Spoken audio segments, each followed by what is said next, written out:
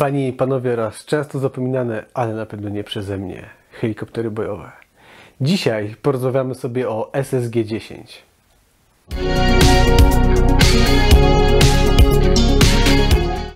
Wiele osób zaczynających swoją przygodę z Airsoftem chce na początek kupić sobie replikę snajperską.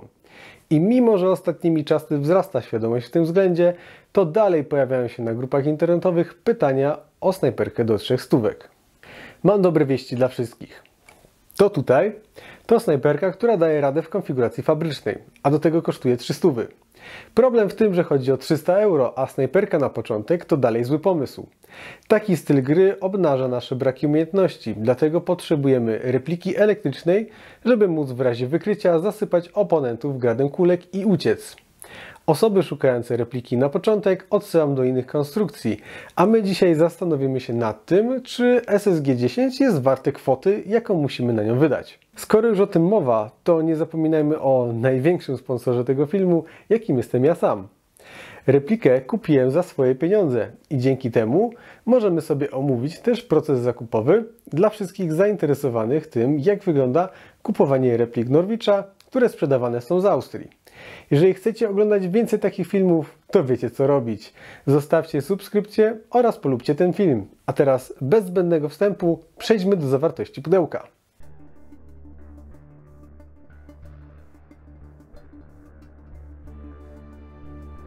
Replika od jakiegoś czasu sprzedawana jest w estetycznym, kartonowym pudełku z piankowym wypełnieniem. Przez jakiś czas sklep wysyłał ją w plastikowej walizce, ale przeszli na karton, prawdopodobnie by nie zmieniać ceny. Nie kupuję tłumaczenia, że to kwestia ekologii i ograniczania plastiku, bo sklep chętnie doda nam walizkę za dodatkową opłatą jako osobny produkt. Pierwsze co znajdziemy w środku to całkiem ładnie wydana instrukcja. Razem z repliką znajdziemy także magazynek, śruby i narzędzia potrzebne do złożenia naszej nowej zabawki oraz wycior. Jak widać, replika przychodzi, jak to często bywa ze snajperkami, w dwóch częściach. Jak większość replik w standardzie VSR, też i tutaj przed użyciem musimy złożyć całość z dwóch połówek. To dość prosta sprawa. Największa śruba idzie od strony kolby, średnia w środku i najmniejsza naprzód. Możemy użyć narzędzia dodanego do zestawu, żeby wszystko dokręcić. Niestety w moim egzemplarzu śruba trzymająca łoże przy gnieździe magazynka była niewłaściwa. Nie dało się jej dokręcić kluczem z zestawu ani żadnym innym narzędziem jakie miałem. Okazało się, że to chyba śruba w systemie imperialnym. W końcu dobrałem inną śrubę i ona zastąpiła mi tę fabryczną. Po kontakcie z obsługą klienta okazało się, że to znany problem, który próbują wyeliminować. Jako że sam naprawiłem sprawę, to zaoferowali mi zwrot części środków do wykorzystania na kolejne zamówienie. Fajna sprawa.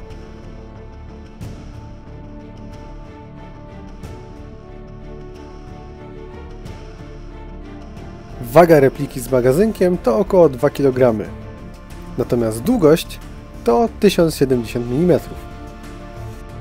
Replika sprawia całkiem dobre wrażenie. Złośliwie mówią, że to bar 10. Moim zdaniem wydaje się bardziej solidna. Łoże wykonane jest z tworzywa o przyjemnej fakturze.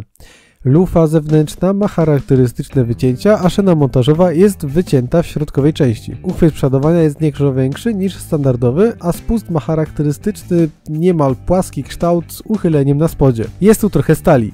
Z niej wykonano szynę montażową, cylinder, spust, śrubki i zaczep dwójnogu. Reszta to w większości stopy aluminium. Na replice znajdziemy nieco oznaczeń. Z lewej strony logo producenta, nazwa modelu i numer seryjny, a z prawej dalsze oznaczenia związane z legalizacją repliki na niektóre bardziej restrykcyjne rynki. Regulacja systemu hop-up odbywa się poprzez dźwigienkę z lewej strony lufy tuż nad łożem. To moim zdaniem najsłabszy element repliki. Przesuwając to ustrojstwo w stronę kolby dodajemy podkręcenia. Trzeba przyznać, że wydobywające się wtedy kliknięcia są bardzo satysfakcjonujące. Problem w tym, że ta dźwigienka znajduje się w takim miejscu, że łatwo ją przestawić w trakcie gry, chwytając replikę do strzału. Polecam po ustawieniu zakleić taśmą izolacyjną ten cały system i nie ruszać go, a najlepiej zamontować wtedy CMOD-a. Blokada spustu standardowo dla replik tego stylu znajduje się tuż za rączką przeładowania. Przesuwając ją w dół blokujemy spust, a w górę odblokowujemy.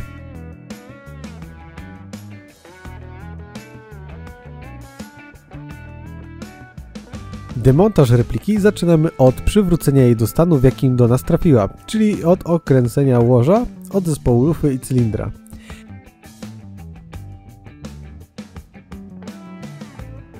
Następnie odkręcamy śrubę trzymającą zespół lufy oraz zespół cylindra. Po tym możemy je odkręcić od siebie. Zespołem napędowym repliki zajmiemy się za chwilę. Na razie lufa. Na końcu lufy zewnętrznej znajdziemy zatyczkę. Nie musimy jej odkręcać, ale przyda się to, by potem łatwiej było wypchnąć lufę wewnętrzną. Ja musiałem złapać ją gołą ręką, bo w rękawiczce nie dawała się odkręcić. Komora hop-up przykręcona jest śrubami do lufy zewnętrznej. Trzymają one też blok magazynka. Następnie odkręcamy śrubę trzymającą dźwigienkę regulacji hop-up. Po tym możemy pchnąć komorę razem z lufą do tyłu. Po drodze ukaże nam się element stabilizujący lufę wewnętrzną. Tak wygląda po wyjęciu lufa zewnętrzna i komora hop-up. Lufa ma 430 mm długości i średnicę 6,01 mm. Komora wygląda podobnie do standardowych rozwiązań systemu VSR-10. Ma ona kilka dodatków, takich jak dodatkowa sprężynka odpowiedzialna za charakterystyczne kliknięcia dźwigienki regulacyjnej. Po jej rozpołowieniu zobaczymy ramię dystansera osadzone na dwóch teflonowych krążkach. Gumka hop-up to model Autobot 60 stopni produkcji Maple Leaf. Zespół napędowy na pierwszy rzut oka wygląda standardowo jak na konstrukcję bazującą na VSR-10. Zespół spustowy trzyma się na dwóch śrubach od spodu, a jego dwie połówki skręcone są śrubami imbusowymi. Nie widzę potrzeby jego otwierania, więc zostawimy go tak jak jest. Jeżeli ciekawi Was, jak to się robi, jak do niego się dobrać, to w opisie umieszczę film producenta, gdzie jest to ukazane. Jak widać, mamy tutaj zaczep tłoka 90 stopni. Całość sprawia bardzo dobre wrażenie. Elementy wewnętrzne są stalowe. Cylinder możemy wysunąć do tyłu, co spowoduje, że wypadnie nam też jego ślizg z przedniej części. Głowicę cylindra możemy odkręcić kluczem imbusowym, osadzając go w jeden z otworów i zapierając odyszę. Trzeba uważać, bo sprężyna główna może być pod lekkim napięciem. Tło wygląda dobrze, ma zderzak w przedniej części i jest wykonany z aluminium w technologii CNC. Do tego ma on plastikowe ślizgi w przedniej i tylnej części. Głowica cylindra wykonana jest z metalu, ma dość gruby o-ring. Prowadnica sprężyny jest stalowa. Jest ona dość solidna i moim zdaniem całkiem ciężka jak na swoje wymiary. Cylinder jest stalowy i jak przystało na replikę SSG-10, jego okno ma dość ostre krawędzie.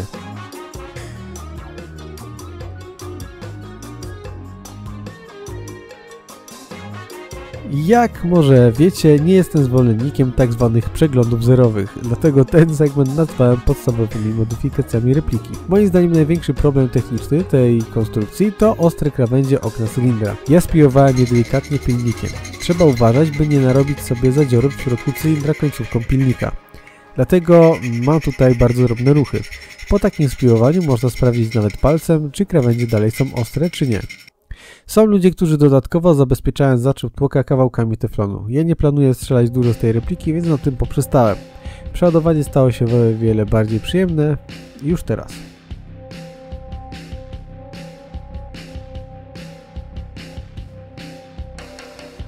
Replikę zamówiłem w wersji 2,8 Joule. Warto wspomnieć, że jest to wartość, jaką powinniśmy otrzymać już na ustawionym hop-up. Pomiary robiłem na kulkach 0,45 g, spec na Arms Edge. Jak widać, mimo że replika trzyma dobrze szczelność, to zdarzają się jej pojedyncze odchyły.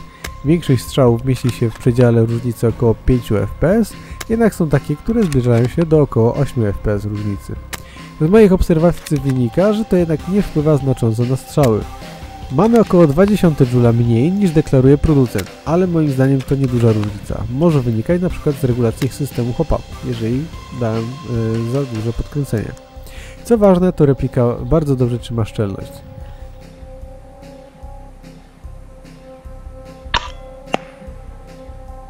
Testy zaczynałem od 40 metrów. Na tej odległości nie ma większego problemu z trafieniem tarczy wielkości korpusu człowieka.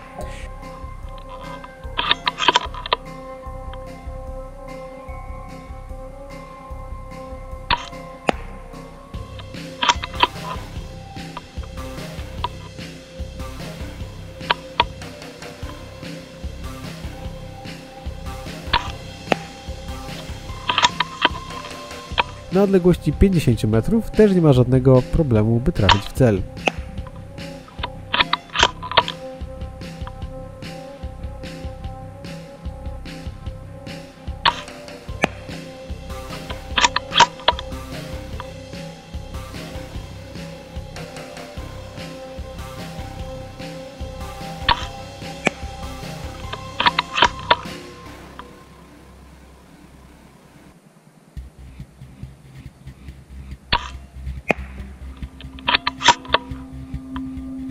Tego dnia strzelałem z kulek 0,45 g Specna Arms Edge.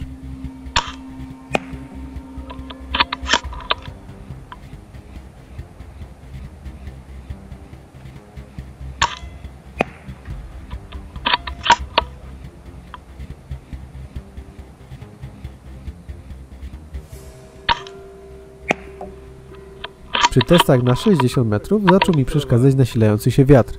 Bez wiatru nie byłoby żadnego problemu, żeby trafić w cel.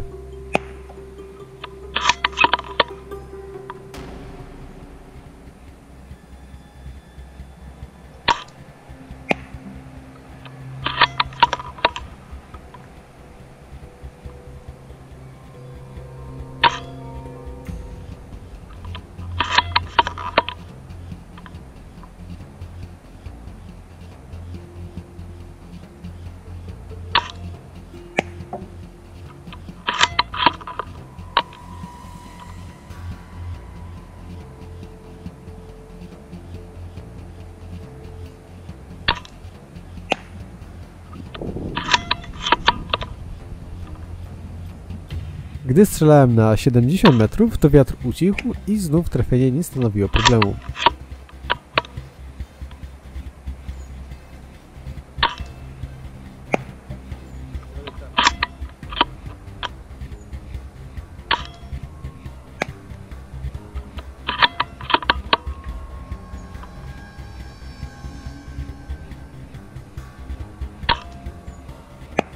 Wiatr cichnie, jest praktycznie leci kulka.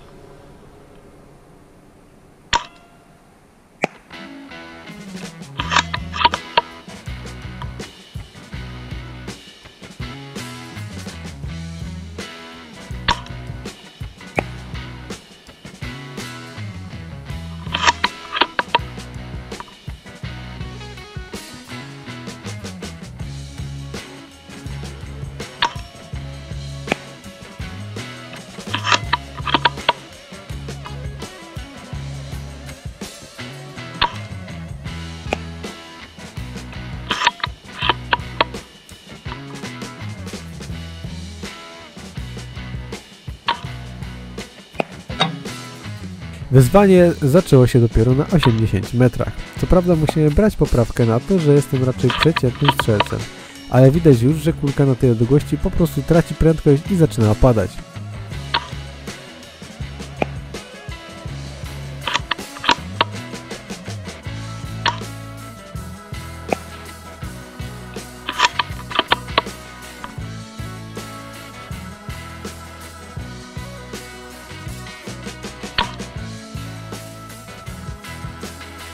Celne strzały dalej są możliwe.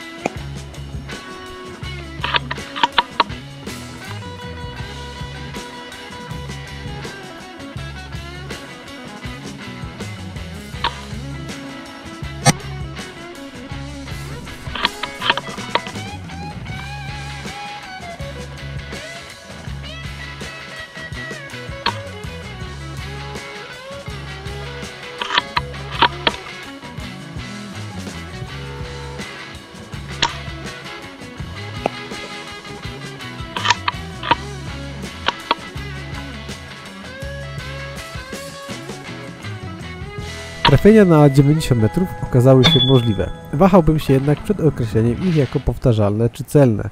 Nie pomagał też wiatr. Podsumowując, mogę powiedzieć, że zasięg skuteczny to bezpiecznie około 75-80 metrów, a maksymalny to około 90 metrów.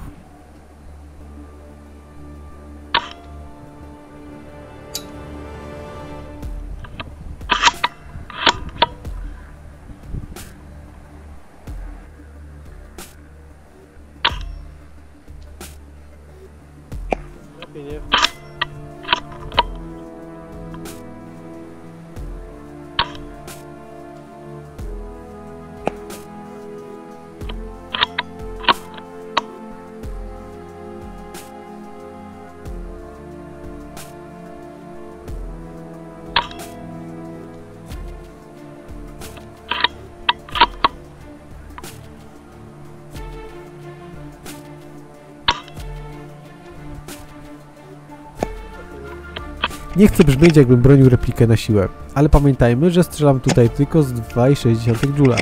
Nawet na stronie producenta znajdziemy mocniejsze sprężyny, które powinny dać około 3,2 Joule, czyli bliżej ogólnie przyjętego limitu mocy dla czterotaktów. To na pewno poprawi zasięg repliki. Dodatkowo przy większej mocy można się pokusić o cięższe kulki, które powinny też pomóc w zapewnieniu celności. Według producenta replika powinna wytrzymać nawet około 5 Joule.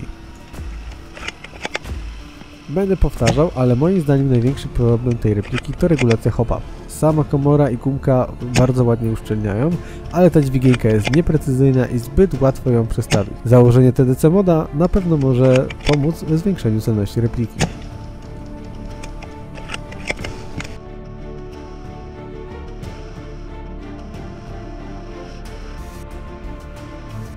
Spotykam się z głosami, że ludzie obawiają się zakupu repliki za granicą. Niepotrzebnie. Sklep Norwich jest skonstruowany tak, że w zasadzie wystarczy nam tylko znajomość języka angielskiego bez uchyłania zakupu. Nie potrzebujemy też karty kredytowej. Na stronie jest możliwość płatności bramką do szybkich przelewów, więc załatwimy sprawę także bankowością internetową. Warto pamiętać o dwóch sprawach. Jeżeli to nasz pierwszy zakup repliki na ich stronie, to zostaniemy poproszeni o przesłanie skanu dokumentu potwierdzającego nasz wiek. To normalny proces weryfikacji, nie ma się czego bać. Pamiętajmy o zasadach bezpieczeństwa w wysyłaniu swoich dokumentów w sieci. Bez pomyślnej weryfikacji sklep nie wyśle do nas repliki. Dodatkowo paczki wysyłane są z Austrii, więc raczej nie ma co liczyć na dostawę na następny dzień.